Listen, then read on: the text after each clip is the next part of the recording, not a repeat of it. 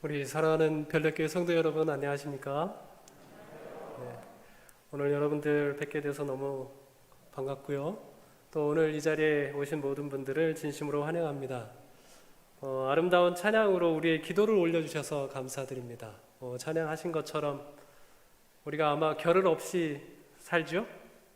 근데 오늘 여기 오신 분들 겨를을 내주셔서 정말 고맙습니다. 이 찬양의 가사처럼 여러분들이 겨를을 내주셨는데 한없는 하나님의 사랑도 알게 되고 믿음도 갖게 되고 무엇보다도 말씀을 통해서 우리 주님을 바라볼 수 있는 귀한 시간 되기를 간절히 바랍니다. 우리 함께 좀 인사를 나누시면 어떨까 생각이 드는데요. 옆에 계신 분에게 하나님께 당신이 최고입니다, 이렇게 좀 인사 나누면 좋겠습니다.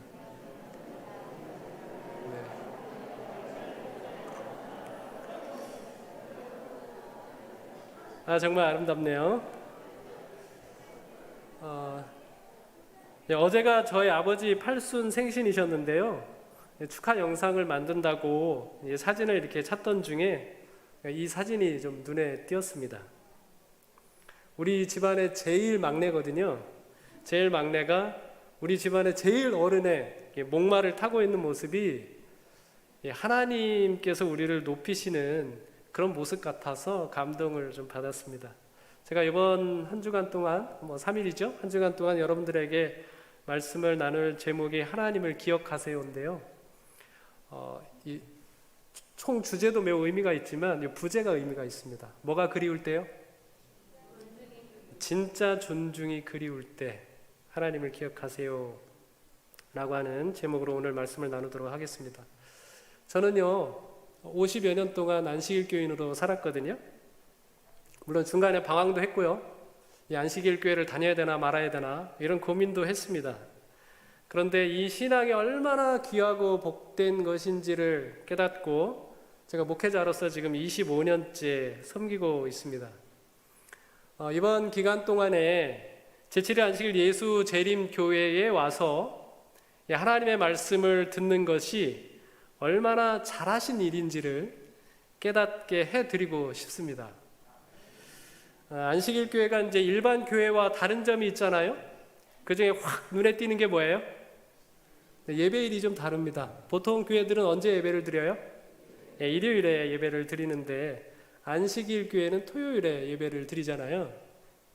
근데 요즘은 이제 5일 근무제이기 때문에 그렇게 힘들지는 않았지만 불과 수년 전만 해도 이게 쉽지가 않았습니다. 직장인들은 이 토요일 근무를 해결해야 되고 군대에 간 청년들은 군대에서도 또 이 상관들과 이 안식일 예배일을 위하여 또 힘겨운 줄다리기를 해야 되고요.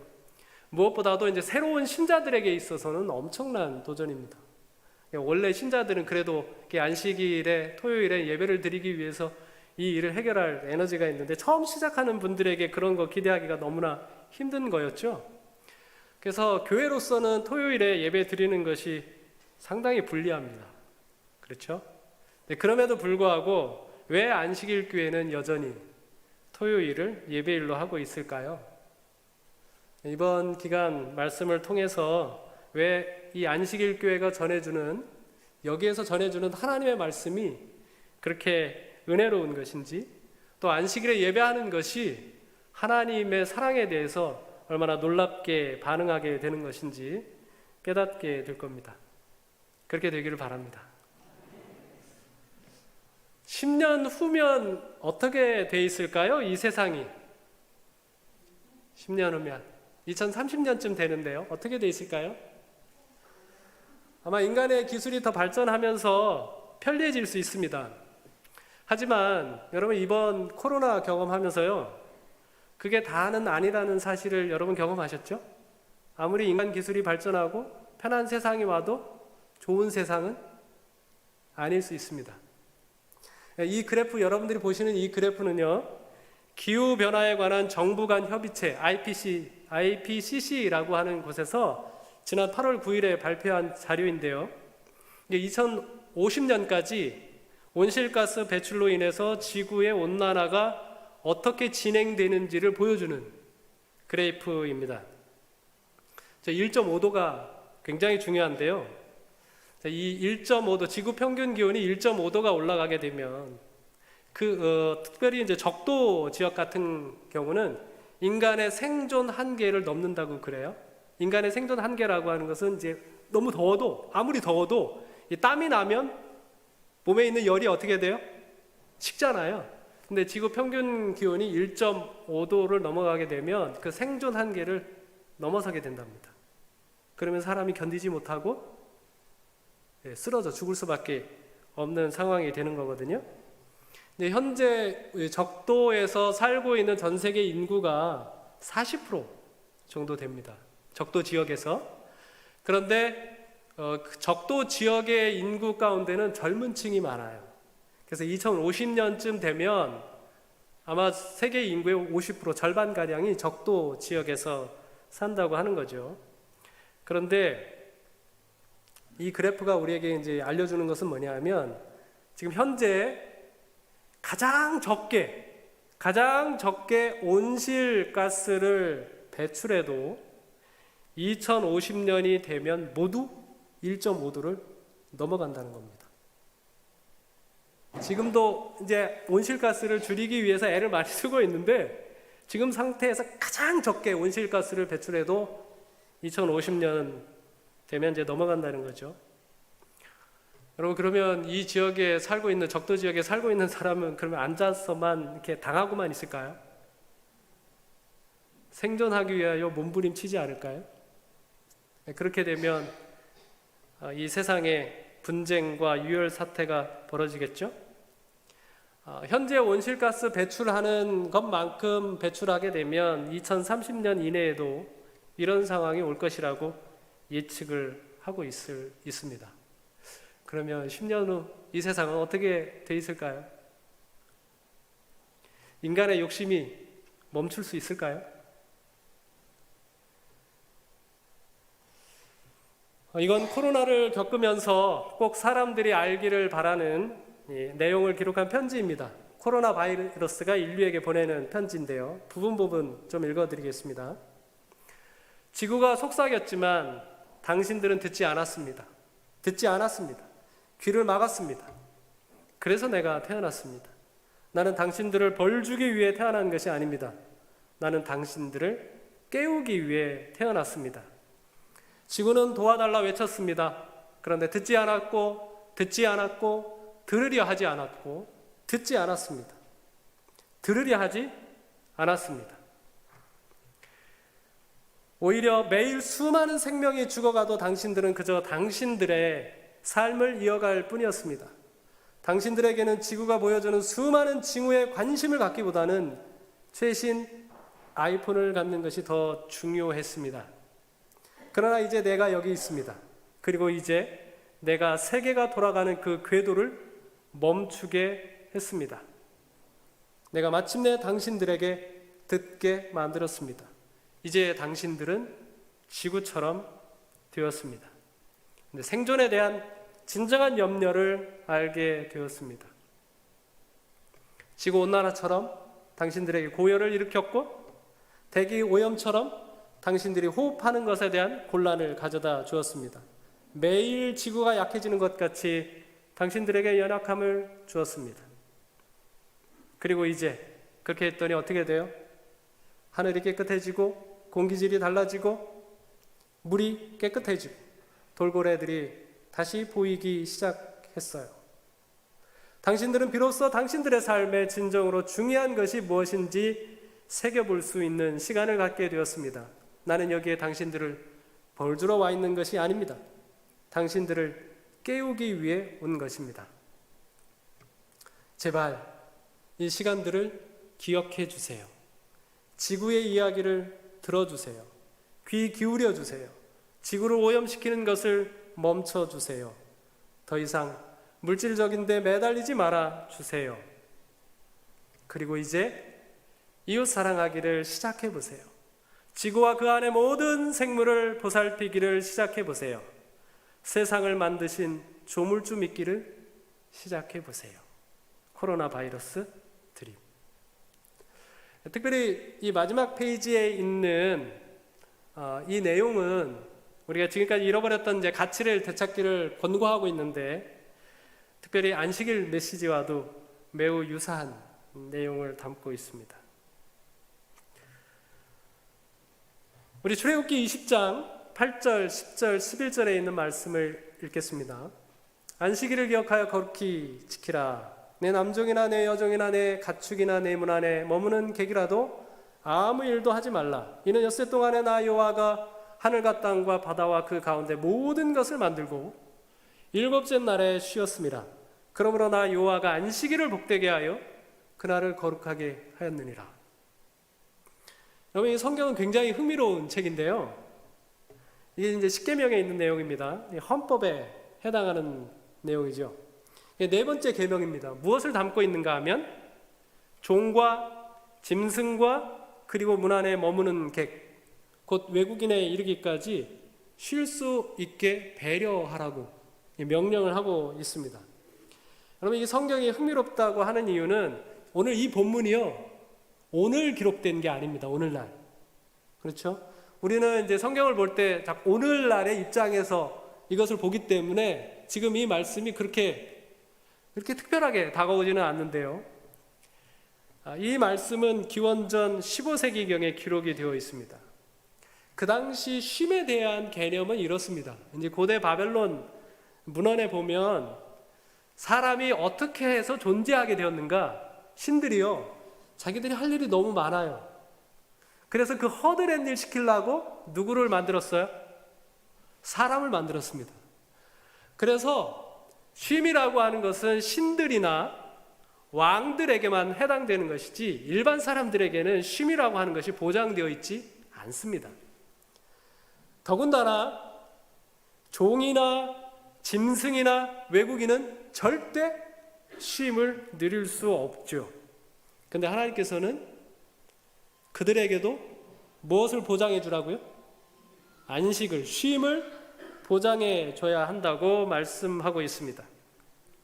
그리고 그 이유를 이렇게 설명하고 있죠. 하나님께서 모든 것을 만들었기 때문이다. 그리고 하나님도 쉬었기 때문이다. 하나님이 복을 주었고 하나님이 거룩하게 하셨기 때문이라는 것입니다. 이 말씀 다시 풀이하면 하나님이 누리는 모든 것, 하나님이 주시는 모든 것, 누가 누릴 수 있는 거예요? 누가 누릴 수 있는 거라고요?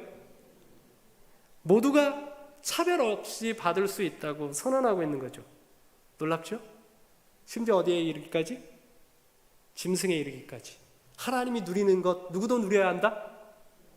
네, 인간도 누려야 되고 인간 가운데서 인간 취급을 받지 못하는 종들도 누려야 하고 법적인 아무런 보호를 받지 못하는 외국인, 나그네들도 하나님이 누리는 것, 하나님이 주시는 모든 것을 뭐 해야 된다? 누려야 된다라고 이렇게 말씀하고 있습니다. 그러면서 왜 인간들이, 왜 이 모든 사람들이, 왜 이 모든 자연계가 이러한 하나님의 쉼과 하나님이 주시는 모든 것들을 누려야 하는지를 설명하면서 우리로 하여금 어디로 돌아가도록 안내하고 있어요? 창조 당시로 돌아가도록 안내를 하고 있습니다. 그래서 실제로 이제 창세기 2장 1절로 3절에 있는 말씀을 보면 우리가 읽었던 십계명에 있는 말씀과 매우 비슷합니다. 여기 다 이루어진다, 안식하시니라, 복되게 하사 거룩하게 하셨으니 라고 하는 이 모든 말씀이 십계명에 있는 말씀과 반복되어서 기록되어 있는 거죠. 그런데 저는 이 장면을 보면서 참 이렇게 놀랍다는 생각을 하게 됩니다. 이게 창세기에 기록이 되어 있는데요. 창세기는 성경의 첫 책이지 않습니까? 근데 이 창세기가 언제 기록이 되었어요?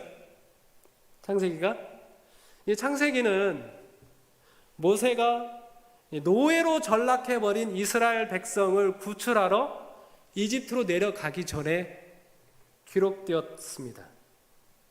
당시 이스라엘 백성들은 적어도요 150년간 노예로 살았습니다. 150년간 노예로 살았어요. 종으로 살았어요. 그들에게 쉼이 있었을까요? 그들에게 전혀 쉼이 없었습니다. 그런 이 노예 생활을 하고 있는 이스라엘 백성들에게 모세가 내려가면서 어떤 이야기를 해주면 사람들이 좀 감동을 받을 수 있을까요? 이스라엘 백성들이. 어떤 하나님으로 다가오면 이스라엘 백성들이 야, 이 하나님 너무 좋다 이렇게 반응할 수 있을까요? 여기 창세기 1장과 2장에서 이야기하는 메시지가 두 가지인데요. 하나님은 그 쉴 줄 모르고 살아가는, 쉴 틈 없이 살아가고 있는 백성들에게 뭘 주시는 분이시다?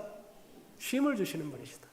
안식을 주시는 분이시다 라고 하는 그런 하나님으로 소개하고 있습니다. 뿐만 아니라 이것만이 아닙니다.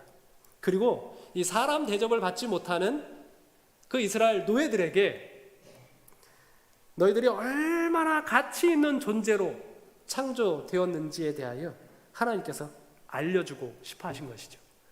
그래서 모세가 이집트로 내려가기 전에 뭘 기록하게 하셨어요? 창세기를 기록하게 하신 것입니다.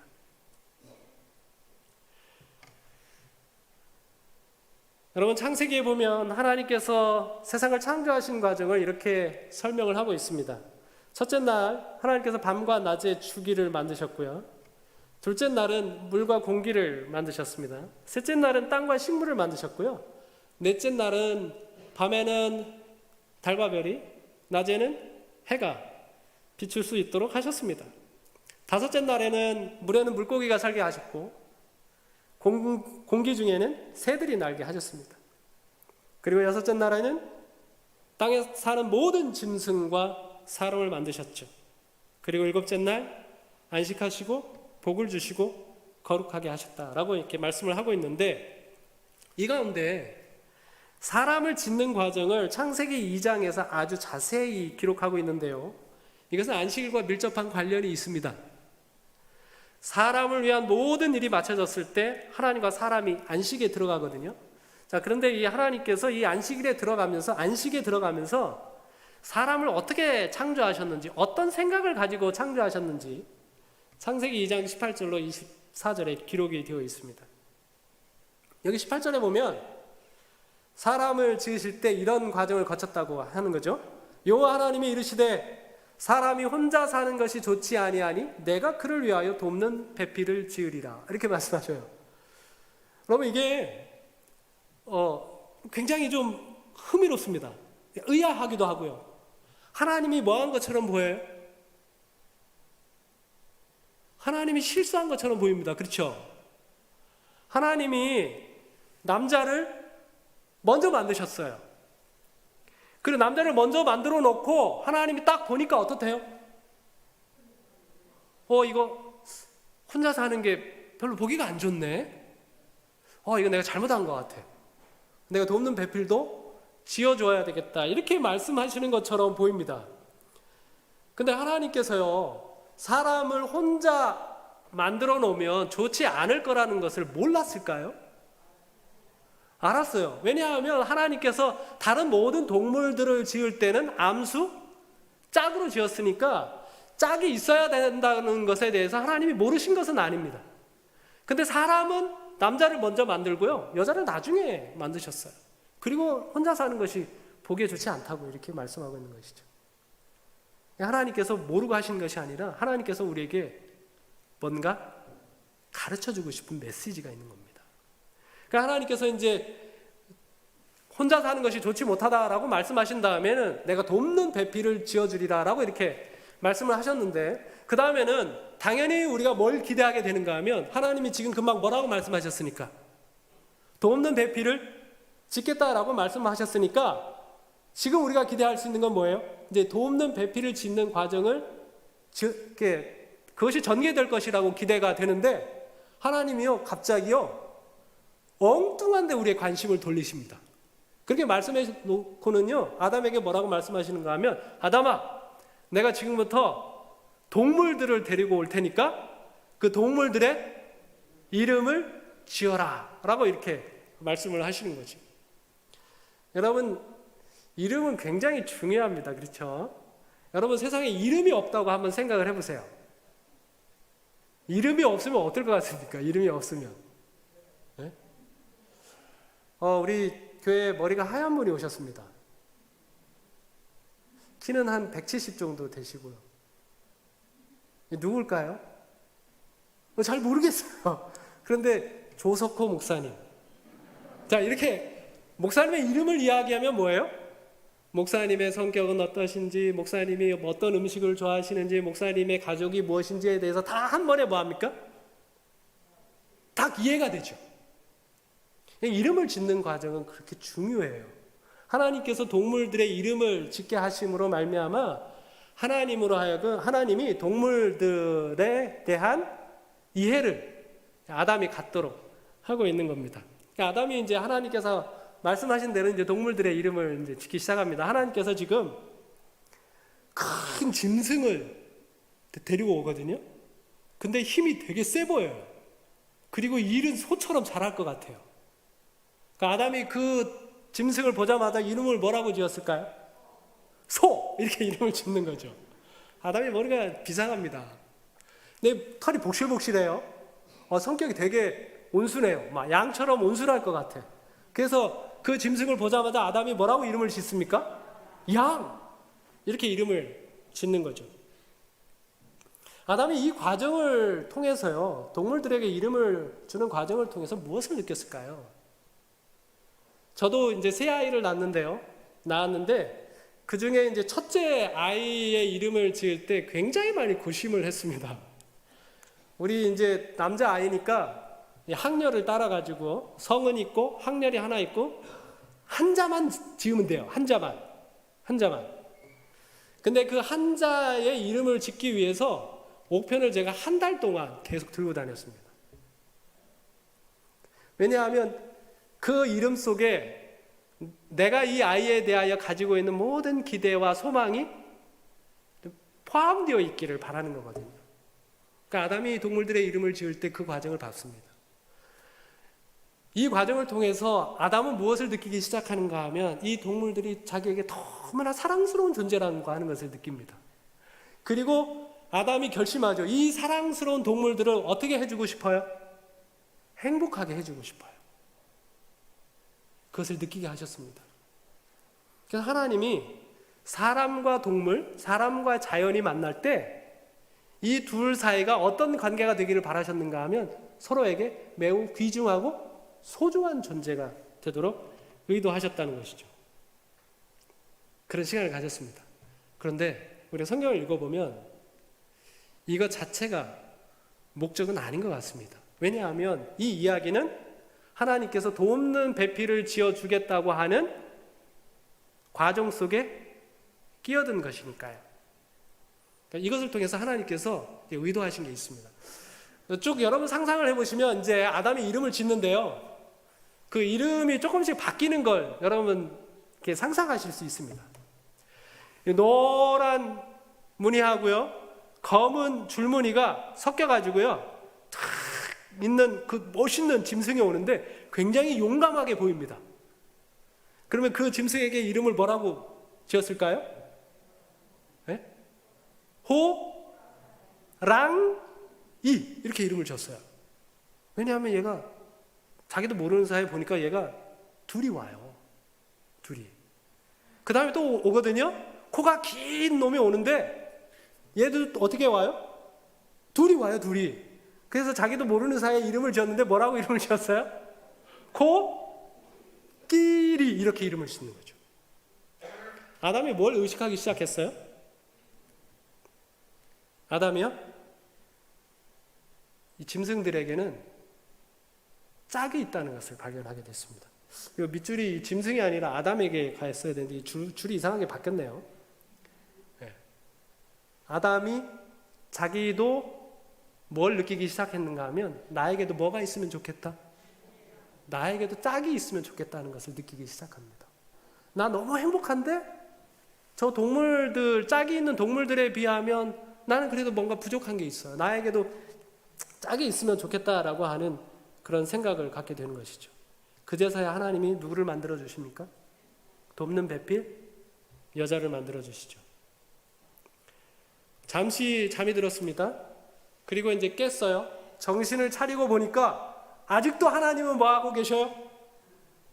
이름을 지으라고 데리고 오는데 딱 깼는데 누구를 데리고 와요? 하나님이 자신의 짝을 데리고 옵니다. 그 짝을 보니까 아담의 마음 가운데서 뭐가 막 용수숨 쳐요? 사랑이 용수숨 치죠. 그래서 사랑을 고백합니다. 아담의 프로포즈 내용이 뭐예요? 여기 핑크색으로 되어 있잖아요. 이는 내 뼈 중에 뼈요 살 중에 살이라. 프로포즈 좀 어떻습니까? 너무 원색적인가요? 이게 연인들이 좋아하는 이제 프로포즈 멘트가 있더라고요. 뭐 이런 겁니다. 아침에 눈 뜰 때마다 내가 내 앞에 있었으면 해. 나랑 꼭 닮은 아이를 낳아줘. 이제부터 너와 함께 늙어가고 싶어. 널 놓치면 난 평생 후회할 거야. 너 없이는 숨조차 쉴 수 없어. 넌 내 삶의 이유야. 세상 그 무엇도 너를 대신할 수 없어. 나랑 결혼해줘. 여기 들어본 거 있어요? 여러분? 이 중에서 어떤 게 제일 마음에 드세요? 네? 저는 이제 제 아내하고 결혼할 때 프로포즈 내가 당신보다 2배는 더 사랑할게 이렇게 하고서 프로포즈 했는데 살다 보니까 괜히 한 말인 것 같아요. 그렇게 되기가 어렵더라고요. 네. 근데 이 프로포즈 멘트 가운데 최고는 아담의 멘트 같습니다. 여러분 이 말의 뜻이 뭘까요? 여러분 이거 어떻게 이해하십니까? 내 뼈 중에 뼈요 살 중에 살이다. 저는 이렇게 이해합니다. 제가 맞는지 모르겠습니다. 내 뼈는 부러져도 누구 뼈는 부러지면 안 돼요. 내 아내의 뼈는, 내 짝의 뼈는 뼈가 부러지면 안 돼요. 내 살은 찢어져도 누구 살은 찢어지면 안 돼요. 내 짝의 살은 찢어지면 안 돼요. 아담이 지금 자기의 짝에게 그렇게 고백을 하고 있는 겁니다. 누구보다 더 귀중해요? 자기보다 중요해요. 자기 몸보다, 자기 목숨보다 내 아내의, 내 짝의 몸과 목숨이 더 소중한 거죠. 하나님 너무 고맙지 않습니까? 사람과 사람이 처음 만날 때 어떻게 하셨어요? 서로에게 얼마나 사랑스럽고 얼마나 소중한 존재인지를 느끼게 하셨어요. 이 하나님이 너무나 멋집니다. 이렇게 각본을 짜셨어요. 여기서 나온 하나님의 율법에 큰 계명이 있습니다. 내 이웃을 내 몸과 같이 사랑하라. 아담이 하와에게 보여준 사랑이에요. 내 몸과 같이 사랑하는 거죠. 그런데요, 제가 이 본문을 보면서 더욱 놀라는 것은 더 흥미로운 점이 있습니다. 여러분, 왜 하나님이요 남자와 여자를 다른 방식으로 창조하셨을까요? 남자를 만드실 때 하나님 어떻게 만드셨어요? 흙을 빚어가지고요 사람의 모양을 만들고 그 다음에 그 사람의 모양 이 사람을 탁 품에 안으신 다음에 그 코에다가 생기를 사랑스러운 그 따뜻한 바람을 불어 넣었더니 어떻게 됐어요? 살아있는 사람이 됐습니다. 그럼 여자를 지을 때도 그렇게 지으면 되잖아요. 그렇죠? 똑같이 빚으시고 그 코에 생기를 불어 넣어서 지으면 되잖아요. 근데 여자는 그런 방식으로 짓지 않았습니다. 어떻게 하셨어요? 아담을 깊이 잠들게 하시고 옆구리를 가르신 다음에 거기에서 갈비뼈를 끊어내셔서 그 갈비뼈를 가지고 여자를 만드셨습니다. 그래서 뭐 우스갯소리로 이런 소리도 하더라고요. 남자는 흙으로 만들어가지고 목욕탕에 가면 오래 못 견딘대요. 근데 여자는 본 차이나로 만들어서 목욕탕에 가서 오래 견딘다고 그러더라고요. 네. 근데 하나님께서 그렇게 만드셨습니다. 왜 그러셨을까? 그 다음에요, 이 하나님이 하신 이 줄에서는 더 기가 막히거든요. 뭐라고 말씀하셨는가 하면, 남자가 부모를 떠나 그의 아내와 합하여 둘이 한 몸을 이룰지로다. 이게 요즘이면 조금 이해가 갈 수 있습니다. 자, 그런데 여러분, 이 모세가 살았던 당시, 모세가 이 성경을 기록할 당시에요, 여성 인권이 어느 정도였는가 하면, 사람을 셀 때 여자는 수에도 들어가지 않았습니다. 동서고금을 막론하고요, 남자와 여자가 결혼을 하면 남자가 부모를 떠납니까? 여자가 부모를 떠납니까? 여자가 부모를 떠납니다. 근데 하나님은 그것도 고대 시대에 주례사를 얘기하는데 누가 떠나라고요? 남자가 부모를 떠나라고 이렇게 되어 있습니다. 사람이. 이게 말이 맞는 말입니까? 틀린 말입니까? 하나님이 이게 잘못하신 말씀인가요? 왜 이렇게 주례사를 말씀하셨죠?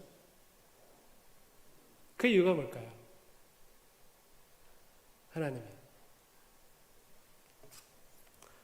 에베소 5장 31절로 32절에 보면 이런 말씀이 있습니다.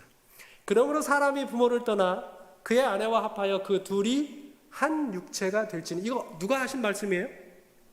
그 하나님이 하신 주례사 말씀입니다. 자, 이 하나님이 하신 이 주례사 말씀 하시면서 이거 비밀이다. 이 비밀인데 어떤 비밀이에요? 이거는 그냥 단순히 남자와 여자의 결혼에 관한 이야기가 아니라 누구와 누구? 그리스도와 교회에 대한 이야기다. 이렇게 말씀을 하고 있습니다. 그러니까 하나님께서 남자와 여자를 창조하실 때요.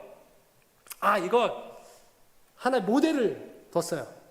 이 모델을 가지고 남자와 여자를 창조하셨는데 이 남자에게서 여자가 나오는 이 장면은 그리스도에게서 누가 나오는? 교회가 나오는 장면을 모델로 했다는 것입니다. 그리고 보니까요, 하나님의 주례사가 맞아요.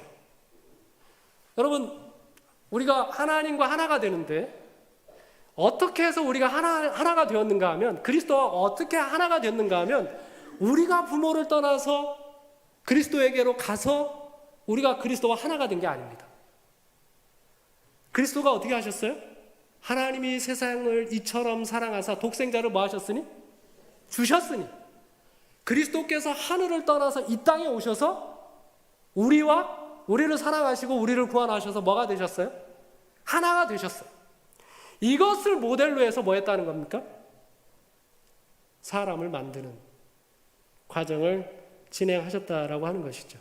그리고 실제로 여기 이제 갈빗대라고 하는 말과 옆구리라고 하는 말은 같이 쓰이는 말입니다. 아담이 깊이 잠이 들고 갈빗대를 끊어내서 여자가 나왔던 것처럼 예수님께서 십자가에 달리셨을 때 로마 군병은 예수님의 옆구리를 창으로 찔렀는데요. 거기에서 뭐가 나왔어요? 물과 피를 쏟으면서 교회가 나온 것입니다. 마치 어머니가 아이를 출산할 때 무엇을 쏟아내듯이 물과 피를 쏟아내듯이 예수님께서 십자가에서 물과 피를 쏟아내시면서 거기에서 교회가 나온 거죠. 교회는 예수님의 십자가에서 나온 것입니다. 제가 이 말씀을 깨달으면서 저에게 너무 은혜가 됐습니다. 하나님께서는요, 인간이 죄를 짓기 전에 인간이 창조될 때부터 무엇을 각오하셨어요? 인간이 하나님을 배반할 것을 각오하셨습니다. 인간이 당신에게 깊은 상처를 줄 것을 아셨어요. 인간이 하나님에게 큰 상실을 줄 것을 아셨습니다. 그런 인간에게 하나님께서는 처음 만들 때부터 어떤 이야기 하고 싶은 거예요? 너희가 나를 배반하고 너희가 나에게 큰 슬픔을 주고 너희가 나에게 큰 상처를 줄지라도 아담아, 네 옆구리에서 나온 그 아내를 네 뼈 중에 뼈요 살 중에 살이라고 고백했던 것처럼, 네 몸보다 그를 더 사랑한다고 고백했던 것처럼 나는 여전히 너희를 뭐한다? 사랑한다 라고 하는 메시지를 우리의 창조 과정에 넣어두신 것입니다. 얼마나 하나님에게서는 우리가 어떠함과 상관없이 하나님께 우리가 얼마나 소중한지를 이야기하고 있는 겁니다. 실제로 그 장면을 좀 볼까요? 하나님이 사람을 얼마나 귀하게 여기시는지 십자가를 통해서 잠깐 보시면, 예수님이 십자가로 가시기 전에 겟셋마네 동산에서요, 땀이 피가 되도록 기도하셨습니다. 땀이 핏방울처럼 떨어졌다고 말씀하고 있는 거죠. 이거는 사람이 정신적인 스트레스를 깊이 받으면 이 모세혈관이 터져가지고 땀샘으로 피가 흘러서 그것이 이제 땀이 떨어질 때 이제 핏방울처럼 떨어지게 됩니다. 예수님께서 겟세마네 동산에 가실 때 제자들에게 부탁하신 것이 있어요. 너희 나를 위하여 기도해달라.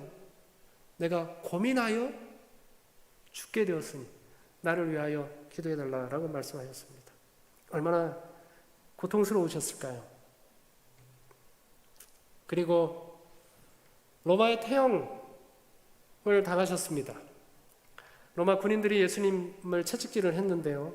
로마의 태형은 무시무시하고 잔인하기로 유명합니다. 채찍은 보통 39개의 가닥으로 되어 있는데요. 가죽으로 되어 있는데 그 안에는 이제 쇠구슬이 박혀 있습니다. 그래서 그 채찍으로 치면 뼈가 으스러지고 멍이 들고 살이 찢어지게 되어 있어요. 그리고 이 채찍의 끝부분에는 뭐가 되어 있어서 뼈 조각이 달려 있어서 살에 박혀서 잡아채는 순간 살이 뜯어지게 되는 것이죠.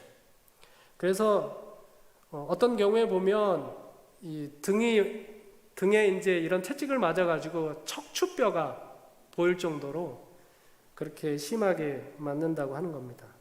3세기의 역사가였던 유세비우스는 태형을 당하는 사람의 정맥이 밖으로 드러났고 근육과 근골 그리고 창자의 일부가 노출되었다고까지 기록하고 있습니다. 그만큼 로마의 태형은 잔인하기가 짝이 없습니다. 실제로 시대의 소망이라고 하는 책에 보면 예수님께서 채찍에 맞으신 다음에 등에 뭐가 파여 있어요?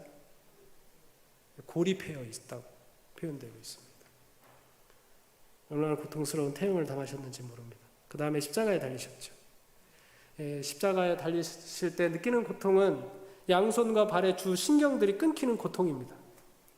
십자가 위에서 숨을 쉴 때마다 찢긴 등과 거친 나무 기둥이 부딪히는 그 고통, 여러분 상상하기가 어렵죠. 그 다음에 이게 축 늘어짐으로 인해서 숨을 내쉴 수 없기 때문에 이산화탄소 과잉 현상이 벌어지면서 근육 경련이 일어나고 굉장히 몹시 고통스러운 것입니다. 손을 움직일 때마다, 몸을 움직일 때마다 신경이 계속해서 손상을 입으니까요. 육체적인 고통은 이루 말할 수가 없습니다. 그런데요, 이렇게 고통스러운 상황에서 평생을 강도로 살았던 한 사람이 예수님의 모습을 보고 자신의 삶을 뉘우칩니다. 그리고 감히 예수님에게 청을 하죠.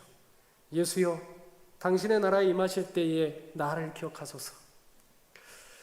이 요청을 들었을 때 나 같았으면 어떻게 했을까라고 하는 생각을 해봤습니다. 여러분이라면 그 순간에 어떻게 반응을 했을 것 같습니까? 제가 그래서 내가 아팠을 때 아이들이 뭘 해달라고 할 때 내가 무슨 반응을 했나 이렇게 돌아봤습니다. 내 몸이 아파 죽겠는데요. 아이들이 와서 뭐 해달라고 보채면요. 제가 어떻게 반응을 했을까요? 왜? 엄마한테 이렇게 했던 적이 너무나 많다는 것을 깨닫게 됐어요. 내 몸이 너무 힘드니까요. 자식이지만 챙길 여유가 없었습니다.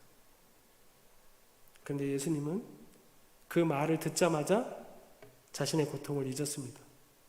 그리고 그 자리에서 그의 죄가 용서되었고 그가 당신과 더불어 천국에 거할 수 있게 되었다고 말씀해 주십니다. 여러분, 이 생의 마지막을 끌려가고 있는 이 강도에게 얼마나 큰 기쁨이 되었을까요? 예수님은 이런 분이십니다. 어떤 순간에도 우리가 그분에게 매우 귀중한 존재라고 하는 것이죠. 여러분, 이 말의 의미를 아십니까? 괜찮아, 이 말. 저 이 말 2013년에 봄에 좀 제대로 알았거든요.